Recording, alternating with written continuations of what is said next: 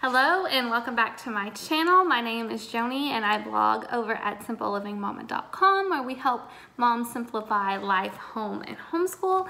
And today I want to talk to you about math. Let me just say this. I have a degree in English, so math is definitely not my strong suit. It is actually something that I have not looked forward to teaching since I decided to start homeschooling several years ago. So I have definitely struggled in the area of choosing a math curriculum for my kids and then figuring out the best way to teach it. So I'm going to sort of tell you guys about my journey with teaching math with my oldest child and also tell you what I have decided to do for my younger kids. So with my oldest child, I just started out with My Father's World. I did everything they suggested for kindergarten and first grade. When he got to second grade, I started him on Math Mammoth, and I actually started him on level 1 of Math Mammoth. We made it to level 2, and he was in third grade by that time, and it had just gotten to where it was a struggle. We would spend upwards of an hour trying to work through one sheet, me trying to teach that material to him, trying to help him grasp those concepts, and it was difficult. There were some tears, there were some unhappy days, I guess you could say, and I was just having so much trouble. And at this point, you know, I was also teaching younger children, and I just could not spend that long trying to teach him math, just, you know, the one subject, and we were struggling. We were going back and forth. We were both getting irritated with each other, and it was not good. So I had heard about teaching textbooks probably since I started homeschooling. At the time when I started homeschooling, they had what is called Teaching Textbooks 2.0, and that was where you bought the book, the textbook, and the discs, and it was all done on the computer with the discs, and it cost like $119 for one level. And for me, I didn't really want to spend that much money on that kind of a program, especially when I wasn't sure if it was going to work or not. Now, about this time when we were having so much trouble, I learned about Teaching Textbooks 3.0, which is their web-based version, and I decided to give it a try because it was a lot less expensive than you know, purchasing the discs and the textbook. I think I paid $43, and you get 12 months of access. And it's web-based, so it can be done anywhere you have internet access. It's also compatible with mobile, so you can do it on a phone or on an iPad or a tablet. So I decided, okay, let's go ahead and give this a try and let's see if this works, because for one thing, my son is very computer literate. He enjoys using the computer a lot. He likes coding, he likes Minecraft, of course, and things like that. So I thought, you know what, hey, if he can do this subject completely on the computer, he might be more interested in it, rather than sitting down and doing it with me with pencil and paper. So it is very colorful. When the children log in, they have the opportunity to choose their own backgrounds. They can choose their buddies. It's very interactive, meaning that the text is read to the child. So if your child is dyslexic or struggles with reading in any way, that's not an issue. And it's just very child friendly.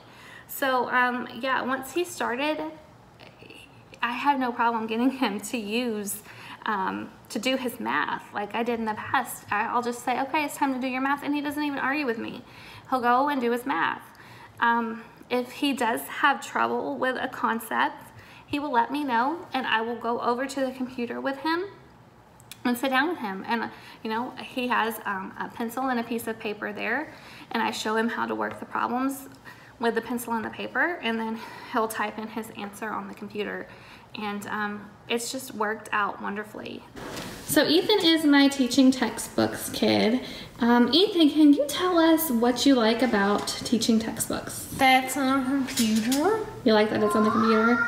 So I did start him with Math 3. Now, teaching textbooks has a placement test, and you will definitely want to make sure that your child takes that placement test, because the levels will not necessarily line up with grade levels. So my son was in 3rd grade, and I went ahead and had him start at the beginning with Math 3. Because we had so much trouble, I thought, you know what, even if he has to review, that'll be fine. You know, that'll just be extra for him. So I didn't really have an issue with that. We started that towards the end of his 3rd grade year. He's still finishing Math 3. He's now in 4th grade. But he will finish Math 3 and then move into Math 4 before the school year is over. From my point of view, okay, I will show you some screenshots and try to do a live screen to show you what I'm talking about, but I have the ability to check the grade book. I have the ability to turn off hints and second chances if I don't want him to be able to use hints when he is doing his exercises. I have the ability to go through and look at his textbook. That way I can know what he is going to be studying in a particular lesson. I can see which problems he's going to be doing. If I know that he is having trouble with a particular lesson, I could even print out that lesson from the textbook, which is an ebook, and sit down and do that stuff with him, you know, me and him together. But like I said, it just, for some reason, with this particular subject, it just so happens that it works so much better for him to be taught by the computer than for me to try to teach him myself. And I guess maybe that's just some kind of block with me, not really being that comfortable with that subject. But he's doing really, really well with teaching textbooks 3.0. So like I said, I have never used the 2.0 version. The 3.0 version has been awesome. It's been more affordable in my opinion. I just pay the annual subscription price, and we have it for a full 12 months, and we are allowed to pause for 3 months. So if you take time off during the summer or whenever, you can pause your subscription. We can use it anywhere. If we're going to be gone on a trip, if we're going to go back into the family, he still has the ability to log in on a computer and complete his math lessons. I have the ability to delete problems and lessons if I feel that my child is having trouble with something, or you know, I like that I have some control. It's not totally out of my hands. So that's a good thing for me. There's permanent grade storage since this is an online program. If my computer crashes, his grades aren't going to be lost. They are still going to be there online for me to go through and look at. Teaching textbooks has amazing customer service. I have talked to lots of different homeschool moms who have just raved about teaching textbooks customer service. Also, if you are teaching textbooks customer and your child is having trouble, they have free tutoring. So they have a phone number on their website that you can call and get help with whatever it is that your child is struggling with in teaching textbooks. I love that the lessons are read to the students.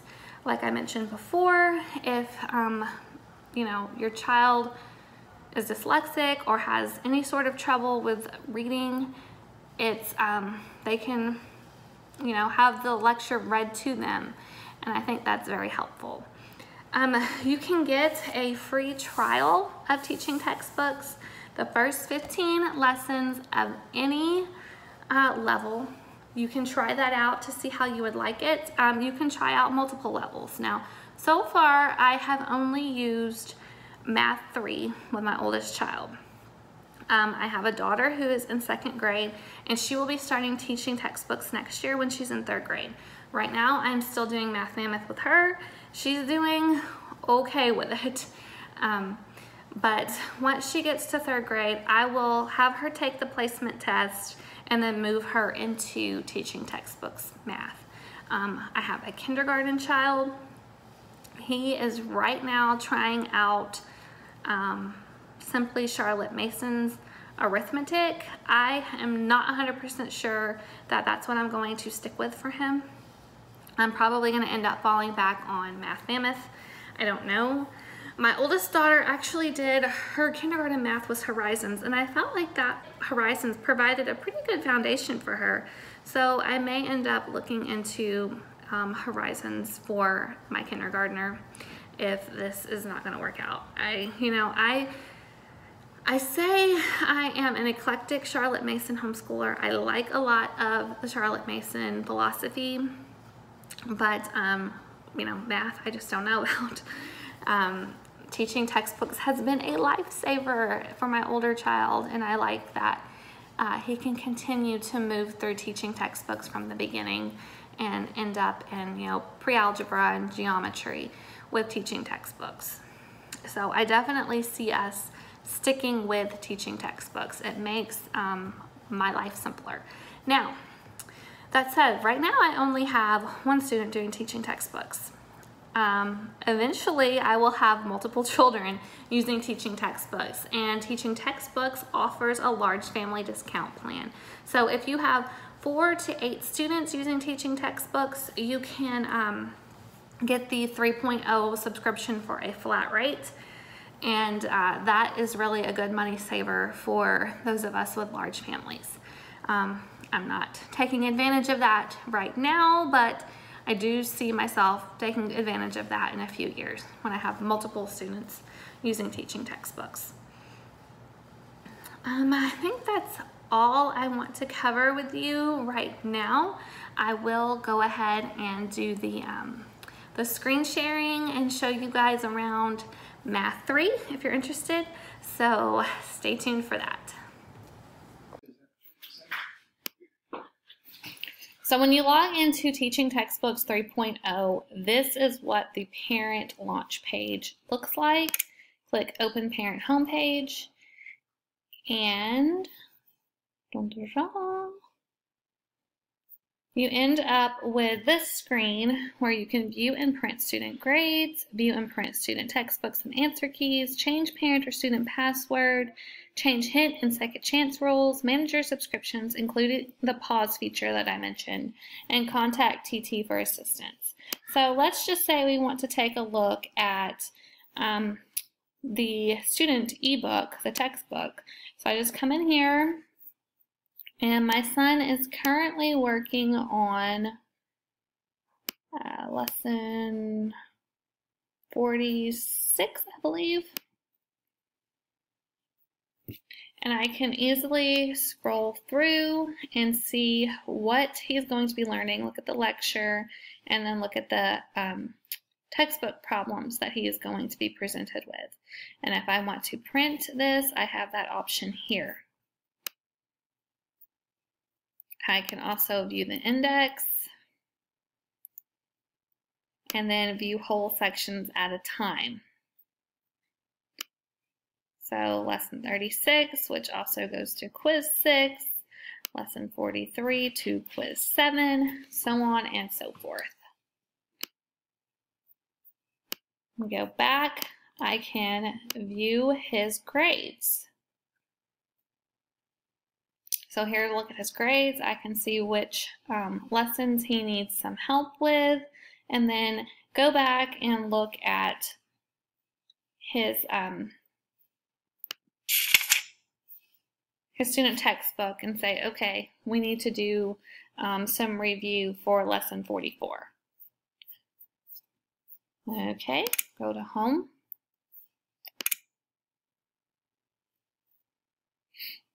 And like I said, you have the option to change hints and second chances. And if I had another student, that would also be here. But right now I only have one student who is completing Math 3. So now I'm going to show you what this looks like for him. Okay, here he is. Here is the Math 3 ebook if he would like to read along with his lessons, but he doesn't ever do that. So we're going to go to the Math 3 main interface.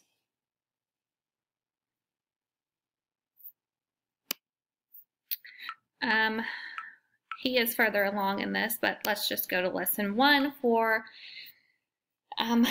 our sake. Here we go. We have the ability to switch buddies here. Oh, no buddy. Elephant, owl, so on and so forth. Go down here to the settings. Here we can scroll through and see all of the different types of buddies he has to choose from. He usually chooses the robot chameleon.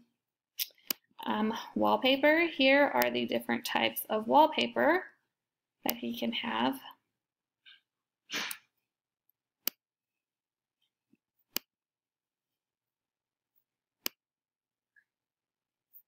Textured beach, teaching textbooks grid, sound, do we want buddy sounds only? Those are on. Hint, sparkle, and sound, that's on. Save and close, and here we go. We can start with the lecture. Lesson 1, Simple Additions and Subtractions. You may already know that when you add 0 to a number, the number stays the same. See, here's 4 plus 0, and this just equals 4. Why don't you do 1? What's 8 plus 0? Good. The same thing happens when we subtract 0. Watch, here's 5 minus 0, and the answer is just 5. The number stays the same. You do 1. What's 6 minus 0? You got it. Now let's do something different. Let's add 1 to a number. What's 6 plus 1? Perfect. It's always just the next number when you're adding 1. When you add 1 to 6, the answer is 7. Here's another problem. What's 8 plus 1? Bingo. And here's something else kind of neat. 8 plus 1 equals 9, but 1 plus 8 also equals 9. And that's because when you add two numbers, you can switch them and the answer won't change. See, here's 6 plus 1 equals 7. So you can pause the lecture if you need to, go back if you need to, and let's say we are ready to go ahead and do our practice problems. You have the option to see how you did it. So here we're adding 9 plus 0, and we have to remember that anytime you add 0 to a number, the answer is going to be the number itself. So in 9 plus 0, the answer has to be 9. Okay, and click next. So he's already done these, so that's why they're showing up like this, and that's why there's check marks over here, because he got all of those correct. I can see that he didn't get problem 11 correct, but he got everything else correct. So that's just a little taste of what teaching textbooks looks like. This is the Math 3 version of Teaching Textbooks 3.0. I am actually going to be running a giveaway for teaching textbooks. So all of the information for that giveaway will be over on my blog. Make sure that you check the link in the description box below if you would like to win a subscription to Teaching Textbooks 3.0. I'll also try to pop a card up. And that is everything. This is something that is really helping us with math in our homeschool, and I know that it helps a lot of other homeschool families as well. So if you like what you see here, go ahead and give us a thumbs up and subscribe to our channel for more homemaking and homeschooling videos, and we will talk to you later. Bye.